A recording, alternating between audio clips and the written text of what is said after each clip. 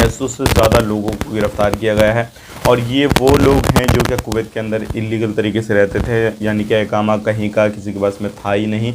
तो इस तरीके से बहुत सारे लोगों को गिरफ़्तार किया गया है। अगर आप कहीं पर भी रहते हैं कुवैत के अंदर किसी भी एरिया में, ये कोई ज़रूरी नहीं है कि आप कहीं दूसरे एरिया में रहते हैं, तो कुवैत की जो मिनिस्ट्री की टीम है वो कहीं पर भी जो है छापा मार सकते हैं और कहीं पे भी आपको जो है चेकिंग वगैरह कर सकते हैं। तो थोड़ा ध्यान रखने की ज़रूरत है। अब बात कर लेते हैं अगली खबर की तरफ। जो अगली खबर आ रही निकल गई, ये काफ़ी अच्छी खबर है।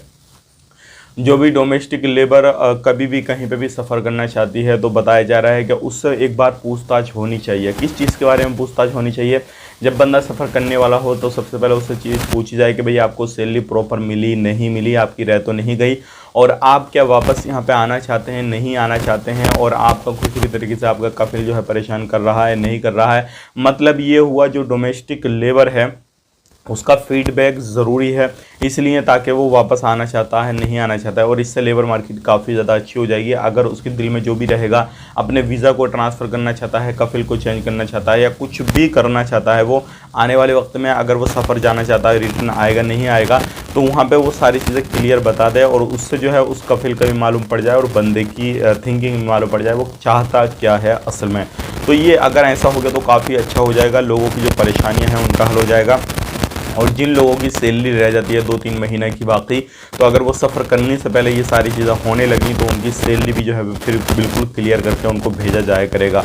तो ये अच्छी खबर थी जो कि मैंने आप तक शेयर कर दिया। आप बात कर लेते हैं यहाँ पे अगली खबर की तरफ। जो अगली खबर आ रही है निकल के जलेब से। जलेब के अंदर जो है 2020, 2021 अब चल रही है 2022, इन 3 सालों के अंदर अब जो है जलेब के अंदर जो प्रवासियों की संख्या है वो कम होती जा रही है। पहले क्या था 2 लाख से ज़्यादा थे, फिर 2 लाख के करीब हुए, अब और भी ज़्यादा कम हो गए। और यहाँ पे सबसे ज़्यादा जलेब के अंदर इलीगल लोग रहते थे, और उनको जैसे जैसे छापामारी होती है, कुछ भी होता है, तो उनको पकड़ के उनके देश डिपोर्ट कर दिया जाता है।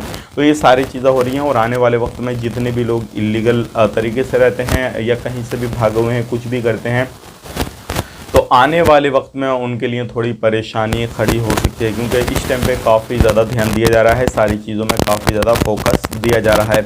अब बात कर लेते हैं यहाँ पे अगली खबर की तरफ। जो अगली खबर आ रही है निकल के बांग्लादेश से है, और बांग्लादेश की जो एम्बेसी है कुवैत के अंदर, उन्होंने कहा है बांग्लादेश के काठमांडू एयरपोर्ट, इंटरनेशनल जो एयरपोर्ट है, उस पर जो है वीक में 1 फ़्लाइट चलेगी, और आने वाले वक्त में ये जो है इंक्रीज़ भी की जा सकती है अगर ज़्यादा पैसेंजर वगैरह रहे, लेकिन अभी उन्होंने कहा है 1 फ़्लाइट चलेगी। तो ये भी एक बांग्लादेश की तरफ से बड़ी खबर थी जो कि मैंने आप तक शेयर कर दी। यहाँ पे मैं आपको बताना चाहूँगा, अगर आप इंडिया, पाकिस्तान, नेपाल, बांग्लादेश किसी भी कंट्री से हैं और सफ़र करना चाहते हैं तो सफ़र कर सकते हैं, कोई इशू नहीं, कोई परेशानी नहीं है। इस टाइम पर सफ़र हो रहा है। वीज़ा की बात करें, tourist visa, family visit visa, ये सारी चीज़ें बंद है। वर्क वीज़ा अभी भी ओपन है, तो उस चीज़ की आपको टेंशन लेने की ज़रूरत नहीं। वीडियो अच्छा लगा, वीडियो को लाइक कर दें, शेयर कर दें। चैनल पर हमारे पहली बार आए, चैनल को सब्सक्राइब ज़रूर कर दें। कमेंट बॉक्स में अपनी राय बताएं कि आपको किस तरीके का वीडियो लगा। आप अपना ख्याल रखें, अपनी फैमिली वालों का ख्याल रखें। Take care, bye bye.